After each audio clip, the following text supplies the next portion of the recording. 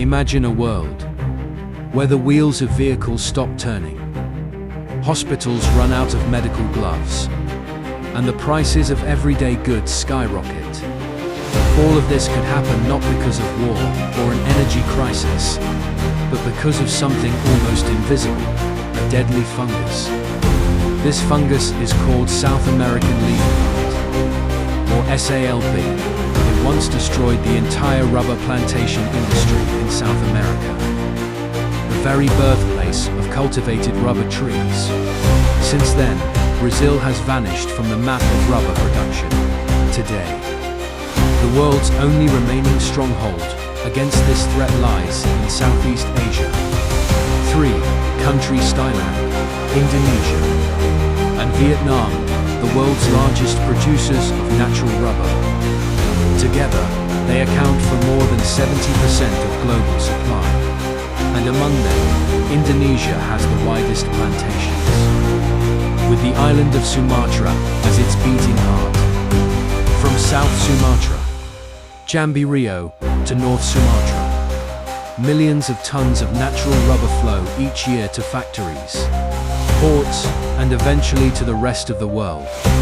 But this dependence is a ticking time bomb. Imagine if the deadly SALB fungus reached Southeast Asia.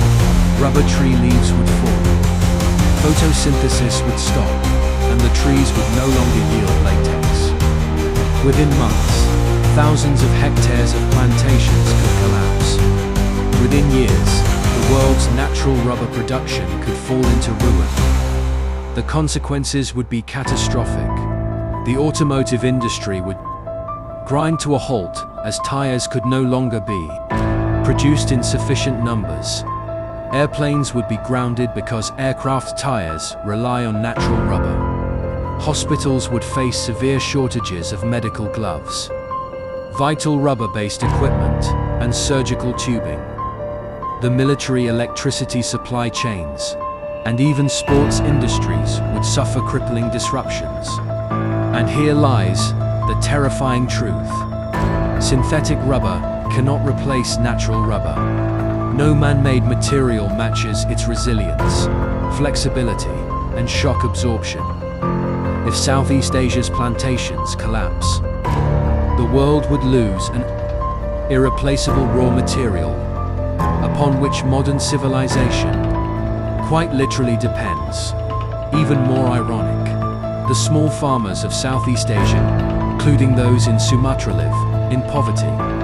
The price of rubber at the farm level is often so low that it barely covers their labor. And that is the tragedy if Salb ever arrives. These farmers lack the means to fight back. Many would abandon rubber altogether, shifting to other crops for survival. This is the great paradox of the global rubber industry. The island of Sumatra, Indonesia's largest rubber producer, is effectively the last stronghold protecting the world from disaster. Yet this stronghold is fragile, guarded by poor smallholders with little support. No large capital and limited technology. So the question remains, is the world prepared to face this looming threat? Or will we wait until a tiny fungus brings modern civilization to its knees?